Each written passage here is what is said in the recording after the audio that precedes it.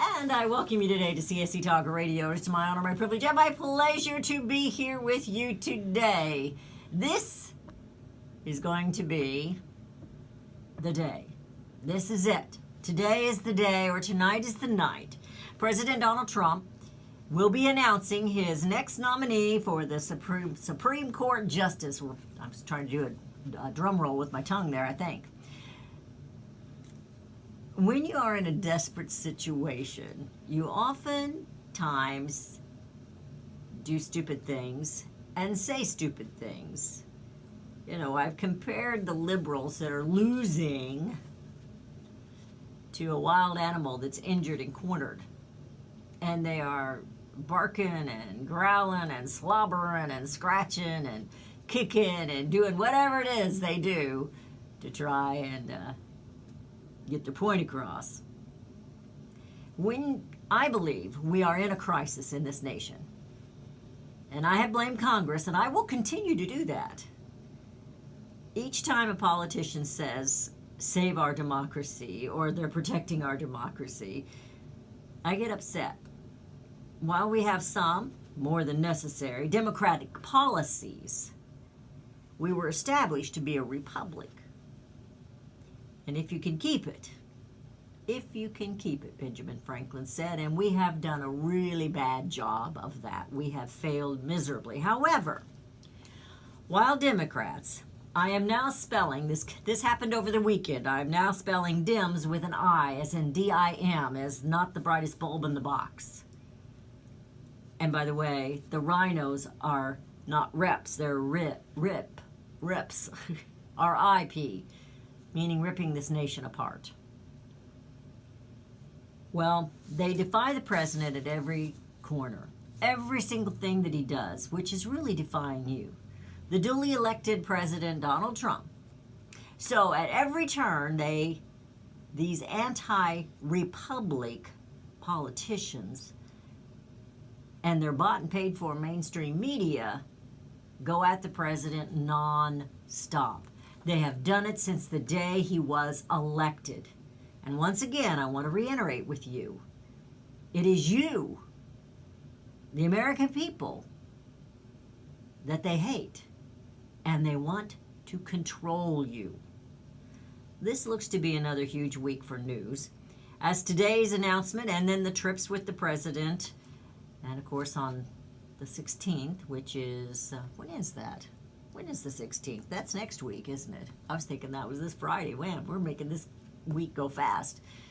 The 16th is when he will be making his trip to Finland to meet with Putin, with President Putin.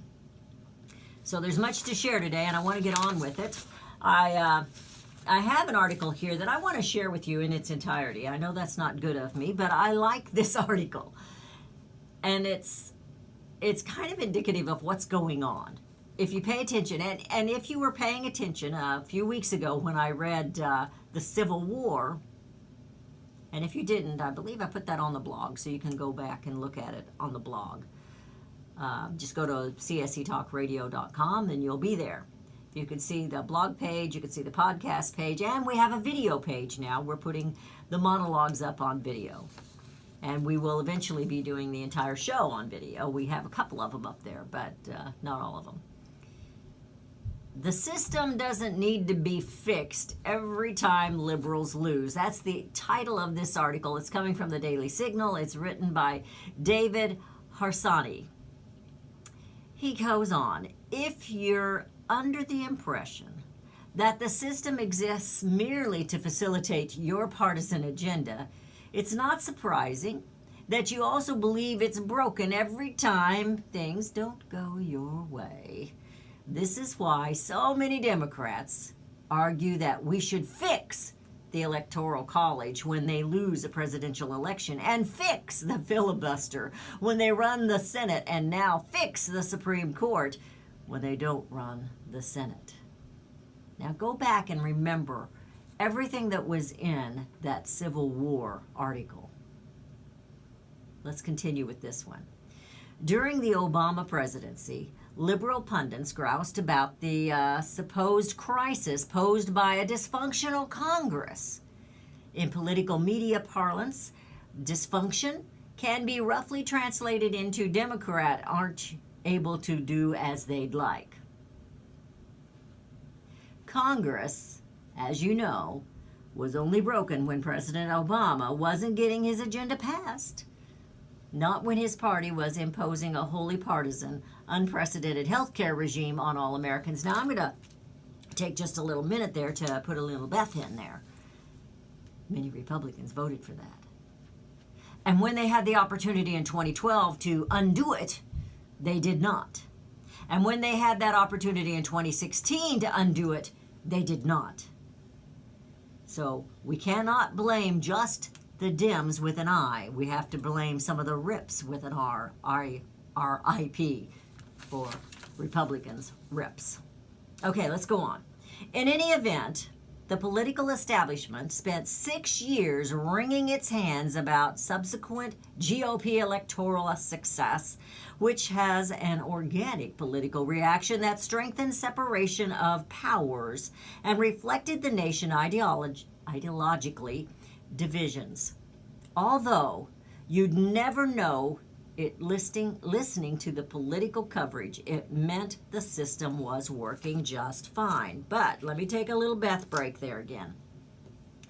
Go back to 2012 during President Barack Obama's State of the Union address, when he said, I would like to have more powers so that I can,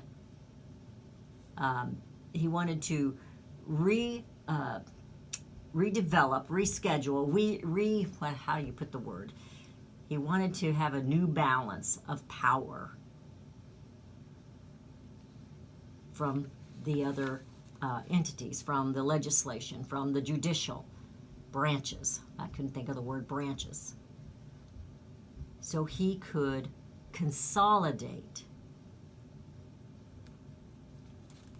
What do you think that meant? Because I remember that very, very well. That I wrote it down on my little yellow sheet. If you remember, I keep little yellow sheets, and I do take notes. And that is a scary thought when they want to start restructuring the government. But they have been doing that. And that's why we have the deep state. We were never meant to have the bureaucracy that Congress has put in place. And yes, some presidents helped, but it has been Congress who has stayed and stayed and stayed. You know, the president has term limits. Congress doesn't seem to have that. So, when we start fussing about what's going on, who do we really look at? Do we look at President Barack Obama? He did a lot of bad things. President Bush did a lot of bad things. President Clinton did a lot of bad things. Both Bushes. But who is the ones really in charge? Who is it that is supposed to be watching out for you? Yeah, it's those elected officials, Congress. Congress. We're going into a break. I do want to finish this article before we start taking calls, but I will give the number out at 877-895-5410. That's 877-895. I'm going to slow down. I've gotten in trouble for that. 877-895-5410. And this is a republic as long as we can keep it that way. And we will be right back.